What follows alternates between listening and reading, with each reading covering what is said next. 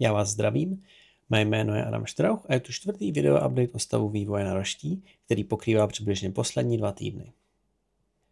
Hned z kraje zmíním, že staky už nejsou beta, protože se nám podařilo finalizovat jejich implementaci do přijatelné podoby. Trvalo to jen 2 roky, jen jednou jsme museli celý systém přepracovat a ještě před pár měsíci to měla být služba pro hostování virtuálních serverů. Nakonec nám vykrystalizovala do manažovaného Dockeru. Na pozadí zatím můžete sledovat, jak dlouho doposud trvalo vytvoření nového stacku. Akce je zrychlená, protože video má přes 2 minuty. Stacky už na pozadí nepoužívají Ansible, ale jsou postavené na Incus imagech. Díky tomu je vytvoření nového stacku prakticky instantní a tím jsme také odstranili tu největší bolest, kterou jsme se stacky měli. Jediné, na co nyní budete čekat, je, až se stáhnou všechny image pro výchozí kontejnery. Během toho ale už můžete se stackem normálně pracovat.